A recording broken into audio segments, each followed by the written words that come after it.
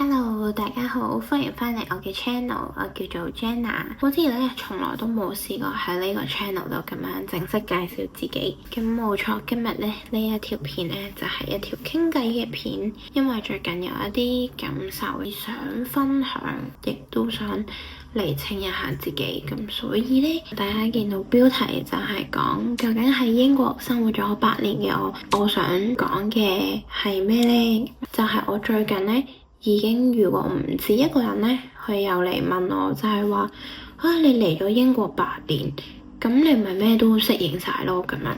幾個人都咁樣問嘅時候咧，有啲我自己少少想分享嘅感受，就想記錄低啦。咁同大家分享下我嘅背景先啦。其實我嚟咗英國8年咧，只不過係一個數字上面嘅記錄嚟嘅啫。我係2016年咧嚟英國嘅，咁我嚟嘅時候咧，我係嚟讀。你係咪都想出鏡啊嚇？哎喲！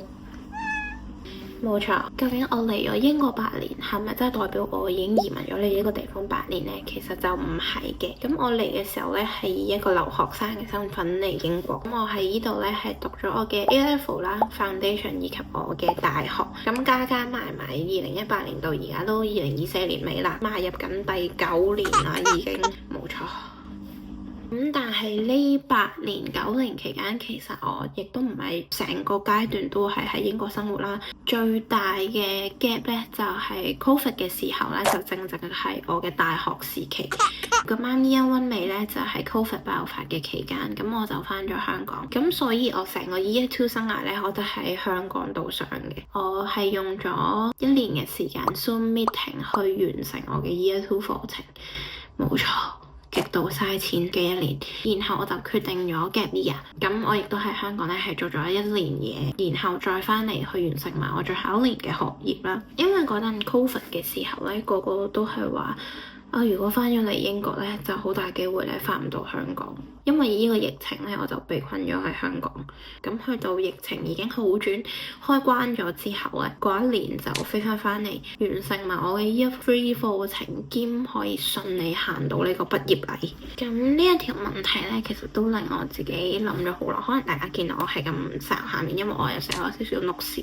對於我嚟講，我都會喺度諗，究竟呢8年嚟，究竟我學識咗啲乜嘢咧？或者我嘅生活上面有啲咩好大嘅轉變咧？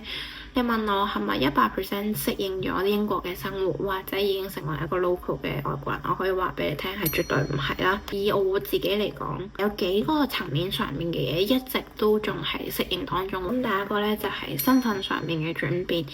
咁好似我前面交代咗嘅背景咁樣，as 一個留學生嘅身份喺呢度生活。嗰陣冇 BNO Visa 之前嘅留學生係十分之多啦。我啱啱嚟讀英國咧，啱啱初經歷嘅咧就係 boarding school 嘅生涯同埋 Guardian 嘅生涯。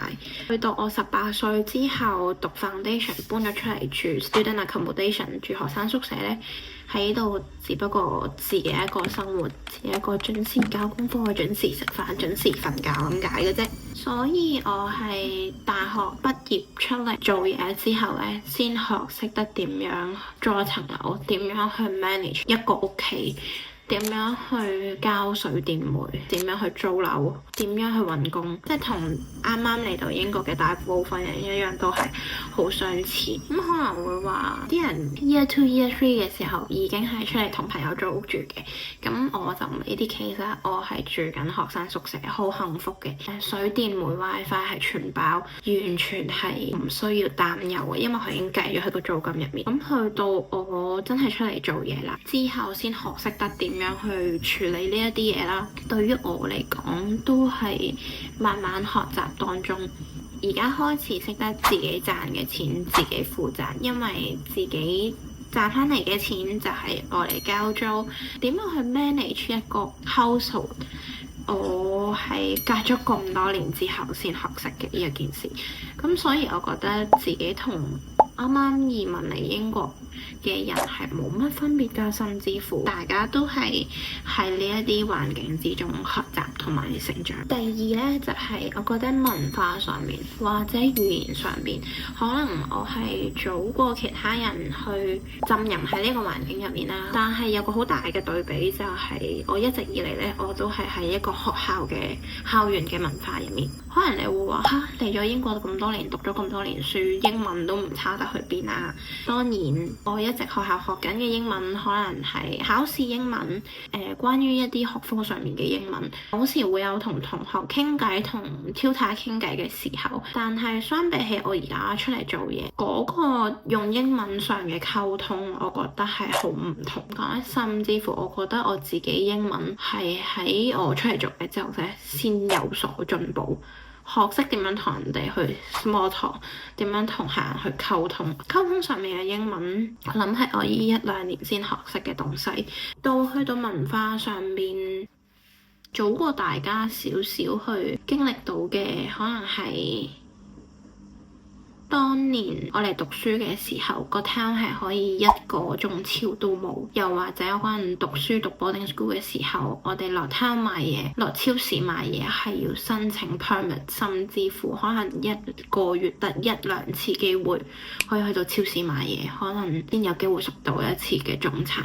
我會覺得而家嘅我自己或者而家嘅英國實在係太方便啦，因為當年我好記得我住 boarding school 嘅時候，嗰陣2016-17年啦，唔好計嗰陣英鎊匯率係對緊有幾咁貴啦，甚至乎可能係大家好常買到嘅印尼撈麵啊、中國調味料啊，好多好多呢啲嘢呢，嗰陣係真係要靠屋企人寄過嚟，而家都唔使啊！而家根本上你上網撳個掣，或者你落去呢個 town 根本上應有盡有，而呢樣嘢係完全便利咗而家嘅生活好多好多。嗰陣邊有得食燒賣啊！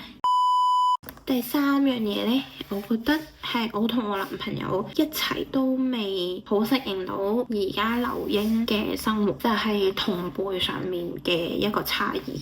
講緊嘅差異唔係話我哋同 local 英國人大家24歲經歷緊嘅嘢嘅嗰個差異，而係變相我哋呢個年齡層移民嚟英國嘅人類好似揾唔到一個歸屬，或者揾唔到一個社交圈子。因為我認識嘅可能同我哋差唔多歲數過嚟嘅，可能係同阿爸阿媽一齊過嚟啦，又或者細我哋少少讀緊大學，就真係再細多少少，甚至乎有啲係大我10年，又或者老一輩。我哋變相遇咗好多唔同嘅呢一類人，而同我哋同一個年齡層，大家去對生活嘅一啲 struggle 啊，好難遇到呢個層面嘅人，大家去互相溝通、互相交流。而如果我同香港啲朋友傾咧，又好似爭咁啲，因為佢哋唔係totally 明白我哋喺英國嘅一啲生活啦，咁就變相如果想揾翻同輩去分享自己嘅生活或者去訴苦嘅時候呢，好似變相兩邊都揾唔到一個依靠，或者揾唔到一個社交圈子可以講，因為香港嘅朋友同歲數嘅可能未經歷到要租樓呢件事，未經歷到外國文化呢一件事。但係相反呢度嘅人呢，可能佢哋嘅生活同我哋而家嘅生活呢又好唔同。可能有啲人嚟到係已經識揸車啦，已經喺香港有一定嘅事業啦，甚至乎係已經唔使有揾工或者點樣。咁嗰個層面呢就唔同，可能就會覺得話好細個喎，我哋兩個咁樣過嚟，咁就變相有某啲話題大家係無法 connect 到。咁如果係英國睇緊呢條片嘅觀眾，如果你同我哋一樣都係00後或者係同我哋差唔多後生，都可以喺樓下 comment 同我哋傾下偈。我唔知呢條片我會唔會講到1999，因為我寫嘅 notes 都係比較1999，純粹係好想分享下嚟咗英國8年嘅一啲小感悟。係因為大家話有嗰陣唔想嚟英國，到我而家已經喺到第8年啦。Oh my god！希望大家都中意呢啲清談片，希望大家唔會覺得悶。大家有啲咩感受都可以喺樓下留言同我講，同我傾下偈，大家一齊分析或者 share 下一啲感受啦。咁我哋下條片再見，拜拜。